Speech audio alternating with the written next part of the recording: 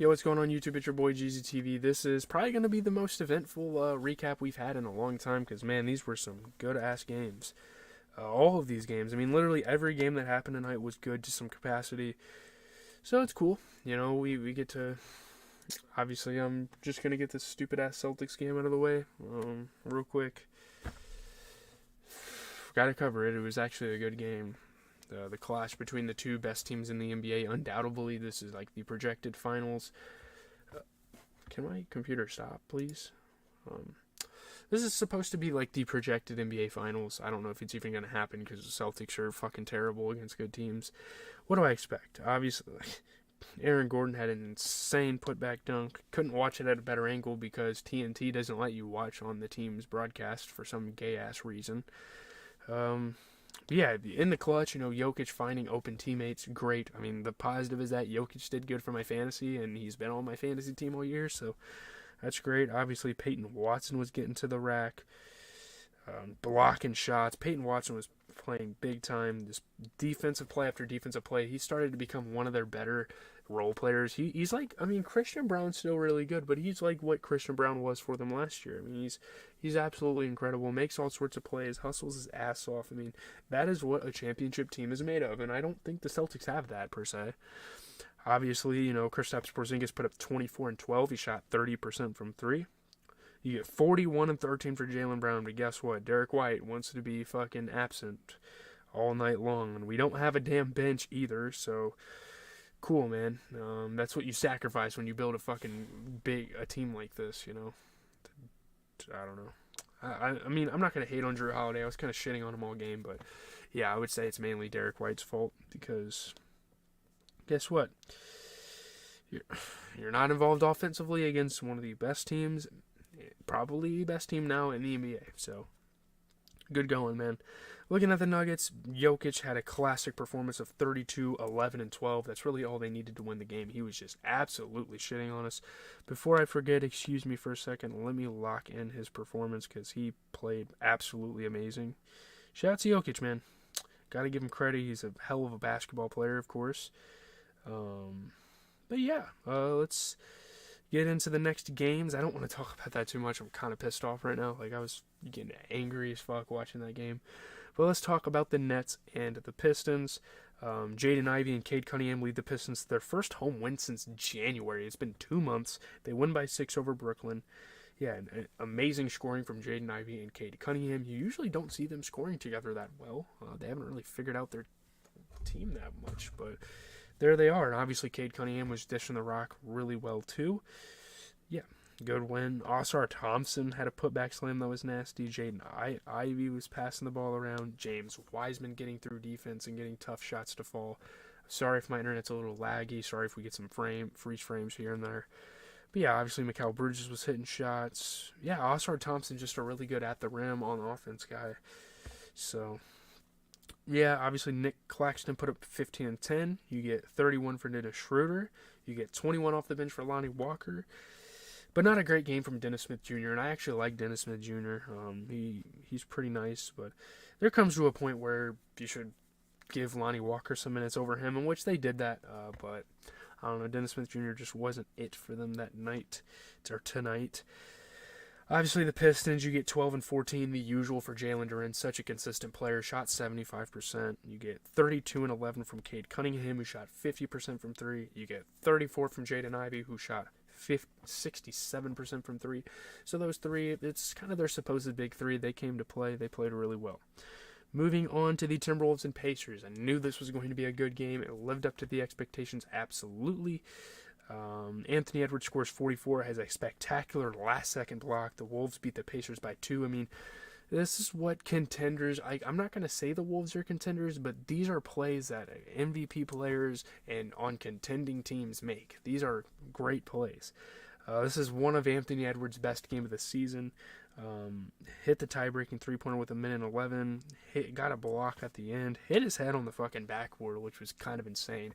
Just shows the balance. Just shows the freak athleticism from him. Yeah, obviously Rudy Gobert and Aaron Nesmith got into it, you know. But yeah, Anthony Edwards was a hero. His name is Ant-Man for a reason. He saved the day here. Yeah, I mean, dropping defenders, hitting shots, hitting tough shots at that, getting through everybody. I mean, he was unstoppable. He put up 44. You get 18 and 14 from Rudy Gobert. It's obviously nice to get wins without Karl Anthony Towns, which we learned today is going to be out for a month, unfortunately. That's a super important piece. Hopefully he gets rested up. I'd honestly rest him till the playoffs. I'm not going to lie. I know the playoff push is going to be super tight.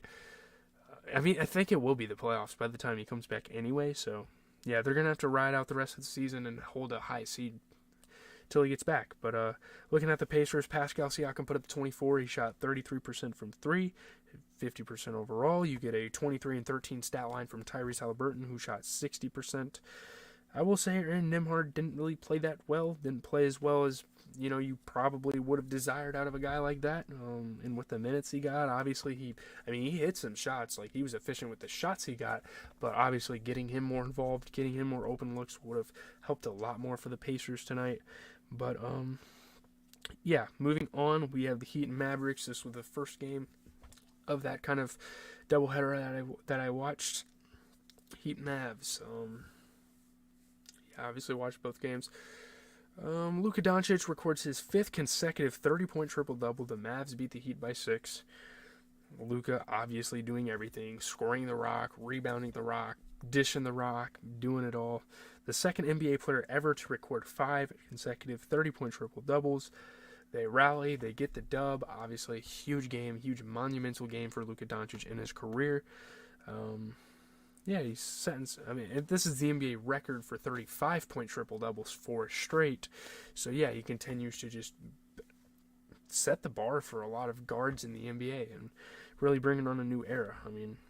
Insane shots. Obviously, Caleb Martin was hitting threes, but Luka Doncic was all over. Passing out of shots, finding open teammates, improvising at the end of shot clocks. It was absolutely incredible to watch. I love watching Luka any chance I get. I don't know. The Heat didn't play great. Terry Rozier put up 27 and 11. That's my boy. But other than that, I don't know. Not a great game for Nikola Jovic.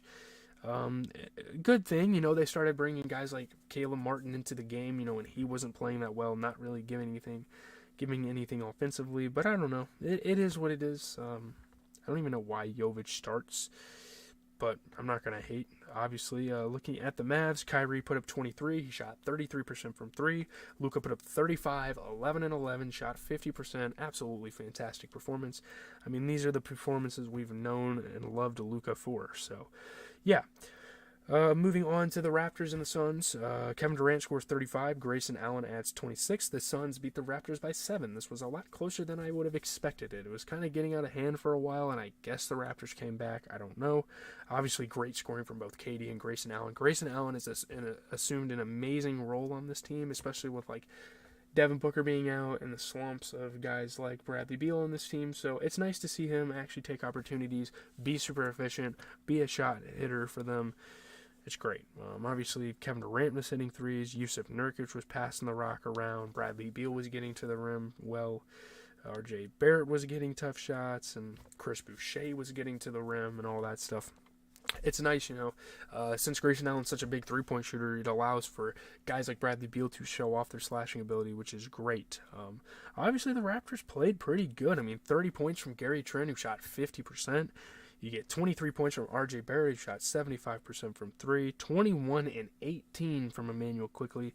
Fantastic performance. Obviously, a guy like Ochai Agbaji, who's still kind of a young guy in the NBA, didn't play as good as they probably wanted him to. You could have seen guys like Grady Dick or even Javon Freeman Liberty. I don't know who that is, but he was playing. They could have had some of those guys come in when he was struggling, especially Freeman Liberty, give those guys more of an opportunity.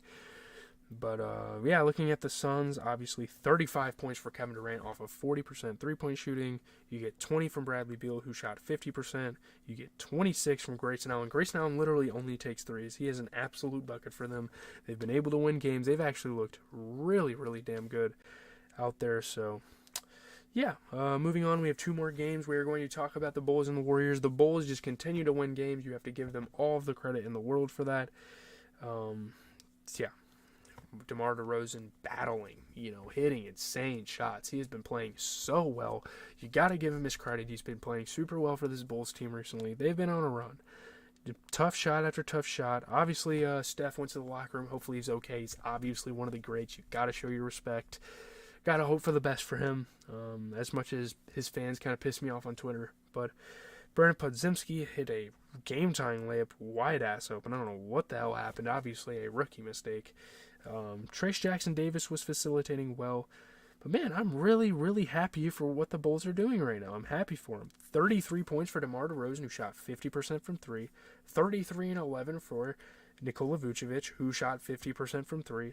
You get 20 points from Kobe White, who shot 33% from 3.